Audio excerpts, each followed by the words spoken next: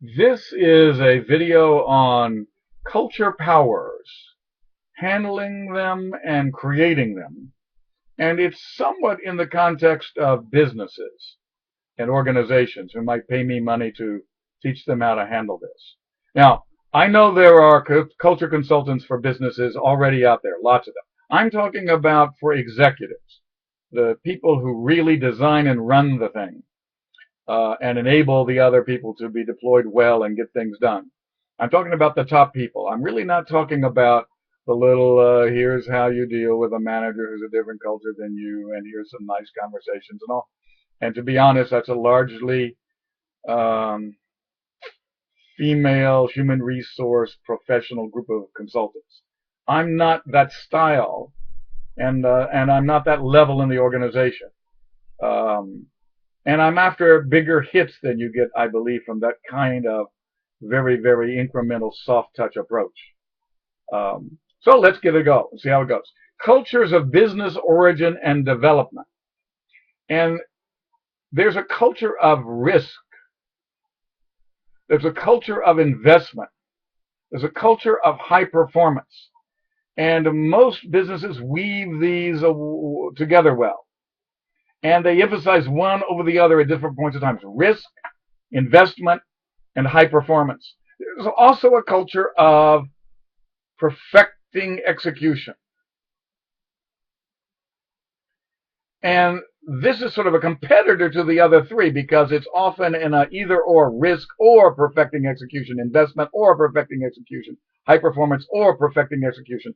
And you have to be honest that businesses are primarily organizations that achieve global, reliable, standard quality outputs all over the world in a variety of markets and competitive conditions and economic conditions and government policies and tax policies and road conditions and humidity and a huge variety of conditions. They achieve standard performance products.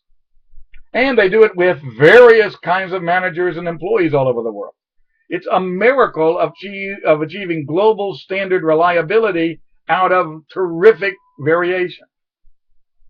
And so asking organizations whose life depends on that to be good at the opposite of that in terms of creative, open innovation, changing everything, experimenting and all that is somewhat disingenuous. I don't think we really want that. And I don't think people are honest about the small role that innovation plays in the massive success of some of these. I mean, you get some simple thing like a better sock that saves people's feet from athlete's foot and troubles all over the world and helps cushion the blow of their shoes so they don't get osteoarthritis as soon as other people get. You create a sock like that, and then boom, 20 years later, everybody in the world is buying it. And you've got yourself a $50 billion a year business in socks because you reliably improved billions of people's lives. We should not denigrate that because we think new ideas and innovation is groovier than that. Helping human needs like that is a great deal, not a great deal. It's part of what business does. And we lose that when we get too innovative and idea-y and groovy about it. Number two, business culture neurosis and globality. To be global, and all the businesses I have visited that call themselves transnational and global are lying. And I mean they're lying 100%. They are one nation's culture, one nation's set of managers running imperialistically, blindly, roughshodly over every other culture in the world and calling themselves transnational and global is a kind of typical advertising where the problem they have is people realize they're not at all global or transnational, and so they create ads to tell the opposite so that people will think that they are. Basically, ads are lies. Basically, globality and transnationality in serious sense is achieved by a very few organizations who are very clear about the limited capability of people to be outside of themselves and to see their own limitations and manage and handle their own limitations for years at a time without pretending those limitations aren't real and aren't harmful and are not there. And that requires a very, very educated kind of person, educated in the sense that you become an adult at age 55, not an adult at age 20.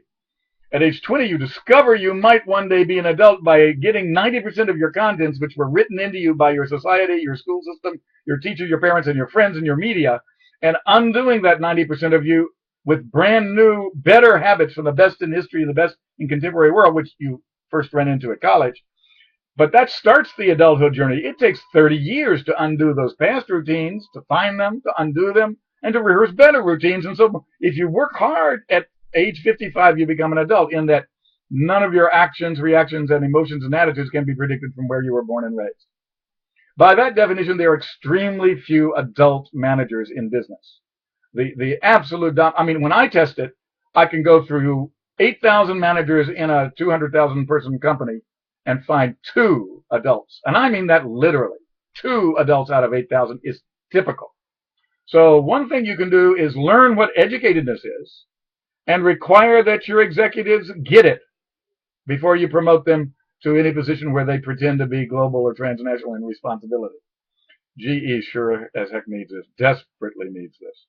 Number 3, cultures of effectiveness and organizational form.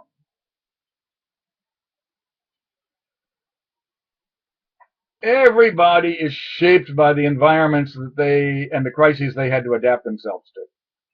And so you don't find any neutral general forms in the world. You found everybody recovering from their last battle, and their values, their attitudes, their habits are forged in extremity as they try to survive. And what you do as a leader is you anticipate the next battle correctly, and you get them practicing routines not left over from the last battle, but preparing for this new battle. And it's self-fulfilling in that the more of the organization you get practicing those new moves, the more interest and opportunity gets spotted in those new directions, and pretty soon you know you've got 100,000 people pointed in a different direction. That's directedness, the miracle delivered by leadership. Performance culture.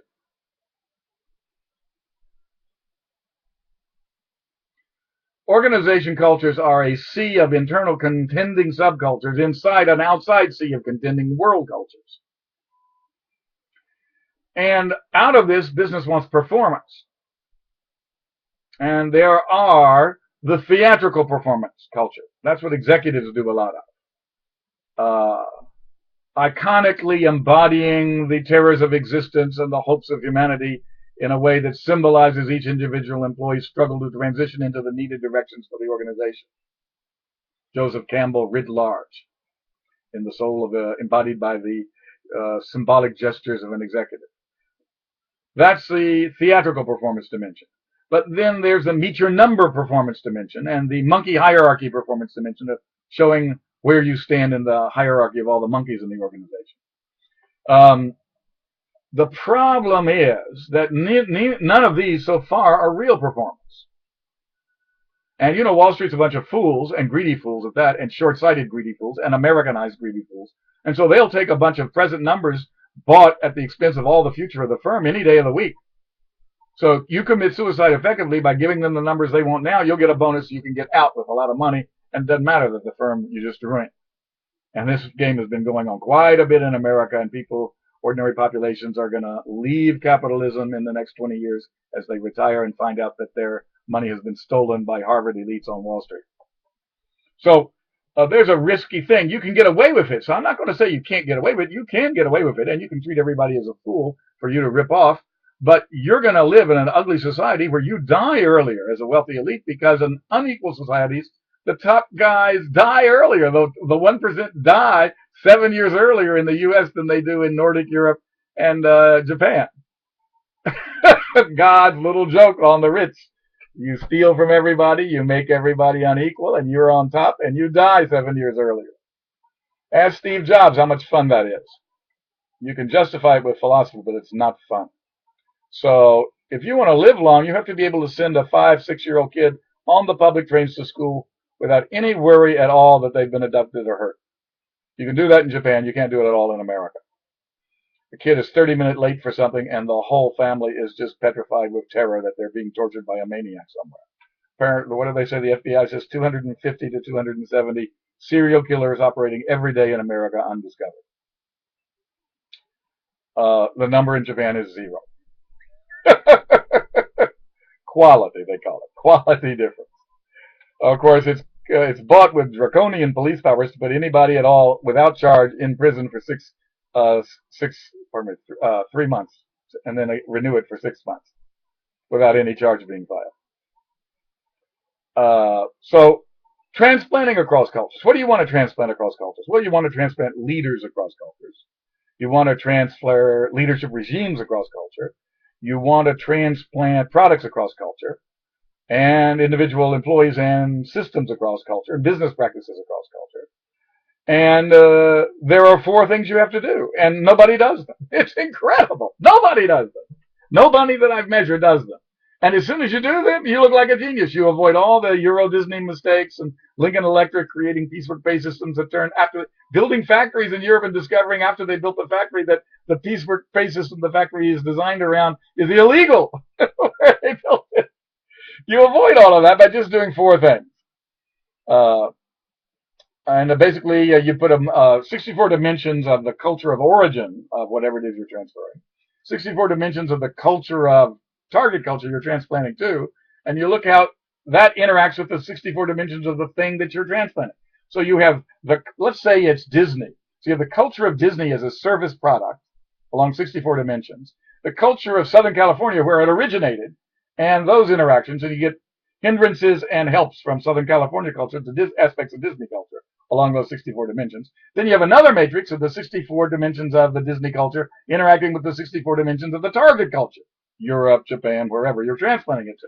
And you get hindrances and helps that are different there. So you get 4 things. Hindrances and helps in the origin culture missing in the target culture, and hindrances and helps in the target culture missing in the origin culture. And you have to have tactics to handle it. It's that simple.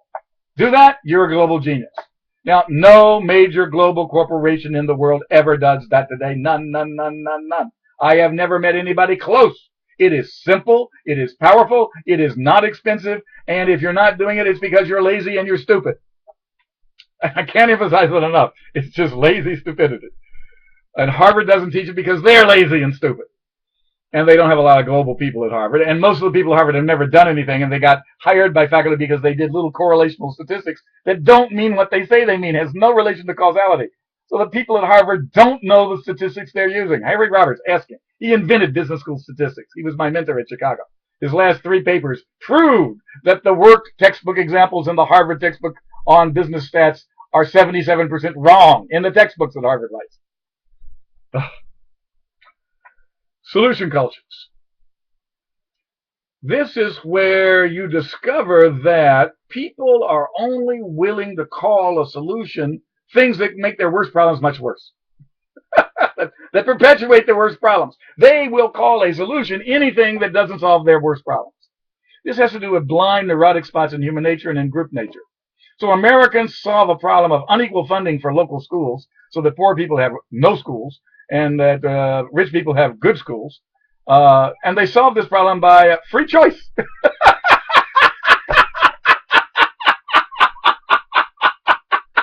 Give the poor people more choice and no money. That'll really help them. Yeah. I mean, how brain dead do you have to be to buy into that crap?